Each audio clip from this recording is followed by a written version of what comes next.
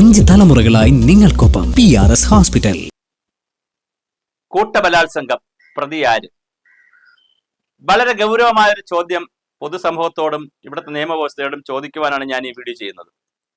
പരമ്പരാഗതമായി നമ്മുടെ കേസ് വ്യവസ്ഥയുടെ ഒരു പ്രശ്നം, ഞാൻ നിയമം കൂടി പഠിച്ചിട്ടുള്ള വ്യക്തി എന്നുള്ള നിലയിലാണ് ഇത് പറയുന്നത്.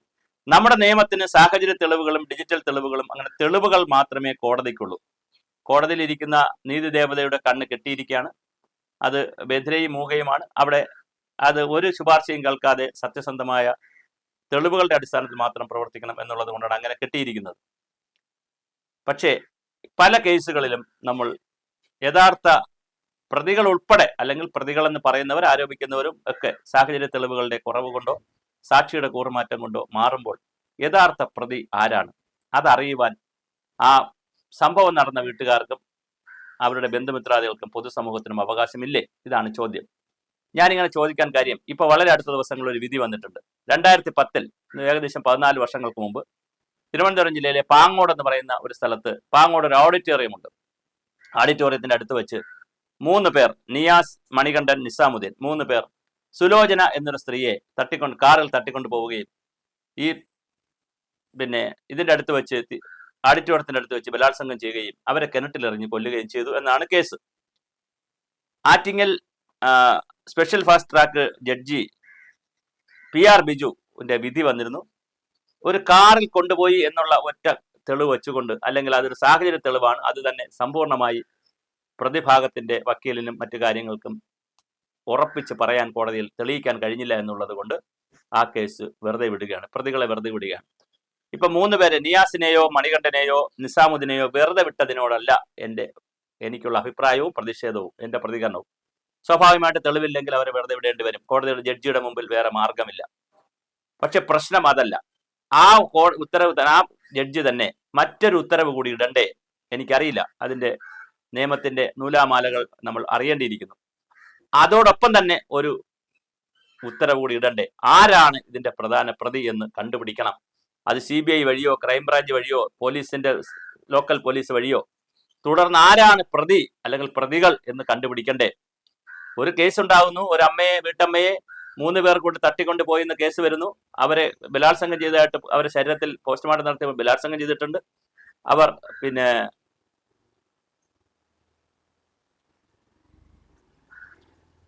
അവരെ കിണറ്റിലിറങ്ങി കൊല്ലുന്നു. പിന്നെ അത് കേസാവുന്നു, 3 പേർ അറസ്റ്റിലാവുന്നു. ഇതാണ് ഇതിന്റെ കഥ. 14 വർഷങ്ങൾക്ക് മുമ്പാണ്. പക്ഷേ അവസാന വിധി വരുമ്പോൾ ഈ 3 പേരും രക്ഷപ്പെടുകയാണ്. അവർ രക്ഷപ്പെട്ടതിലല്ല, ഞാൻ നേരത്തെ പറഞ്ഞു, അവർ രക്ഷപ്പെട്ടതിലല്ല ഈ കഥ നമ്മൾ മുന്നോട്ട് കൊണ്ടുപോകുന്നത്. ആരാണ് ഇതിന്റെ പ്രതി അതറിയുവാൻ പൊതുസമൂഹത്തിന് താല്പര്യമുണ്ട്. അങ്ങനെ ഒരു ഉത്തരവ് കൂടി ജഡ്ജി ഇടണ്ടേ? അല്ലെങ്കിൽ വീട്ടുകാർ ഇനി വീണ്ടും പരാതിക്ക് പോയി അപ്പീലിന് പോയതിനു ശേഷമാണോ ഇത് വരേണ്ടത്? അങ്ങനെ അപ്പീലിന് പോകാൻ ആളുകൾ ഇല്ലാതെ വന്നാൽ, ആരെങ്കിലും പോയില്ല എങ്കിൽ തീർച്ചയായിട്ടും തെറ്റ് ചെയ്തവർ, പ്രതികളായവർ ആരായാലും അവർ രക്ഷപ്പെടില്ലേ എന്നൊരു ചോദ്യമുണ്ട്.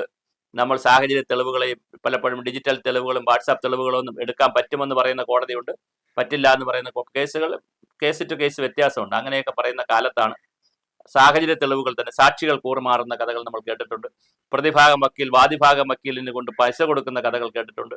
ഒത്തുതീർപ്പുകളാകുന്ന കാര്യം, അങ്ങനെ ഒരുപാട് നമ്മൾ അലിഖിതമായി, അല്ലെങ്കിൽ നമ്മൾ കേട്ടുകൂടാത്ത, നമുക്ക് കേട്ടാൽ ബുദ്ധിമുട്ട് തോന്നുന്ന, നമുക്ക് ഇഷ്ടമല്ലാത്ത ഒരുപാട് കാര്യങ്ങൾ ഈ സംവിധാനത്തിലൊക്കെ നടക്കുന്നുണ്ട്. അപ്പൊ ഏത് രൂപത്തിലാണ് ഈ കേസ് ഇങ്ങനെ മാറിപ്പോകുന്നത്, ഒതുക്കപ്പെട്ടു പോകുന്നത്? എന്തായാലും സുലോചന എന്ന വീട്ടമ്മയുടെ ആത്മാവ് ഇത് പൊറുക്കില്ല, അവരുടെ കുടുംബക്കാർ ഇത് പൊറുക്കില്ല. അവർ നിരാലംബരും നിരാശ്രയരും പാവപ്പെട്ടവരുമാണെങ്കിൽ തീർച്ചയായിട്ടും അവർക്ക് എന്ത് ചെയ്യാൻ കഴിയും എന്നുള്ളത് വളരെ പ്രധാനമാണ്. നമ്മുടെ നിയമവ്യവസ്ഥ, അല്ലെങ്കിൽ നീതിന്യായ വ്യവസ്ഥ, നിയമവ്യവസ്ഥ എന്ന് പറഞ്ഞുകൂടാ, ഇതിൽ പോലീസ് അല്ല പ്രധാനം. പോലീസിന്റെ തെളിവന്വേഷണ രീതികൾ എത്ര കണ്ട് മികച്ചതായിരുന്നു എന്നുള്ളത് വേറെ വിഷയം. പക്ഷെ നിയമവ്യവസ്ഥ, നിയമ സംവിധാനം, നിയമസംഹിത പൊളിച്ചെഴുതേണ്ട കാലം കഴിഞ്ഞു. ഇത്തരത്തിൽ കേസ് വരുമ്പോൾ തീർച്ചയായും ഇനി വീട്ടുകാരോ നാട്ടുകാരോ ആരെങ്കിലും പോയി പുതിയ കേസ് കൊടുത്താലാണ് ഇതിന് റീഓപ്പൺ ചെയ്യുക എന്നുള്ളതല്ല. ആ വിധിയോടൊപ്പം തന്നെ ഇതിൽ യഥാർത്ഥ പ്രതികളെ, യഥാർത്ഥ കുറ്റക്കാരെ കണ്ടെത്തുവാനുള്ള ഉത്തരവ് കൂടി, അല്ലെങ്കിൽ കണ്ടെത്തണം, തെളിവെടുക്കണം, അല്ലെങ്കിൽ അതിന്റെ തുടരന്വേഷണം വേണം എന്നുള്ള ഒരു കാഴ്ചപ്പാട് കൂടി നമ്മുടെ വിധികളിൽ വരേണ്ടതുണ്ട്. അത് വരുമെന്ന് തന്നെ നമുക്ക് പ്രതീക്ഷിക്കാം. ആ കാലാകാലങ്ങളിൽ ആവശ്യമായ ഭേദഗതികൾ നിയമവ്യവസ്ഥയിലെ നിയമസംഹിതയിലൊക്കെ ഉണ്ടായി വരുമ്പോഴാണ് അത് മനുഷ്യപ്പറ്റുള്ള ഉണ്ടാകുന്നത്. മനുഷ്യർക്ക് വേണ്ടിയിട്ടാണ് നിയമങ്ങൾ, നിയമത്തിന് വേണ്ടിയിട്ടല്ല മനുഷ്യർ. ചെരുപ്പിന് വേണ്ടി കാല് മുറിക്കരുത്, കാലുകൾക്ക് വേണ്ടി ചെരുപ്പ് മുറിച്ചേ കഴിയൂ. അതുകൊണ്ട് തീർച്ചയായിട്ടും നമ്മുടെ നിയമവ്യവസ്ഥയിലുള്ളവർ, ജഡ്ജിമാർ, അതുപോലെ തന്നെ നിയമം രൂപപ്പെടുത്തുന്നവർ തീർച്ചയായും ഇത് ശ്രദ്ധിക്കുമെന്ന് കരുതുന്നു. സുലോചനമാർ ഇനിയും ഇവിടെ കൊലപാതകം ചെയ്യുകയും മരണപ്പെടാതെ ഇരിക്കട്ടെ, ബലാത്സംഗം പോലുള്ള കാര്യങ്ങൾ ചെയ്യപ്പെടാതിരിക്കട്ടെ. തീർച്ചയായിട്ടും അങ്ങനെ ഏതെങ്കിലും സംഭവം ഉണ്ടായാൽ അതിന്റെ യഥാർത്ഥ പ്രതികൾ ശിക്ഷിക്കപ്പെടുന്നത് വരെ കോടതികൾ കേസ് അന്വേഷണം നടത്തുവാനുള്ള നിരന്തരമായ ഉത്തരവുകൾ കൊടുക്കുവാൻ കോടതികൾക്ക് കഴിയണം.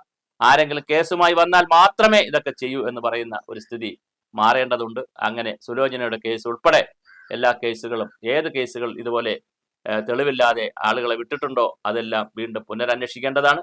അങ്ങനത്തെ കാര്യങ്ങൾ വീണ്ടും നടക്കട്ടെ. എന്തായാലും ഇത് നമ്മുടെ നിയമസംഹിതയിൽ വേറിട്ടൊരു അധ്യായമായി മാറിയിട്ടുണ്ട്.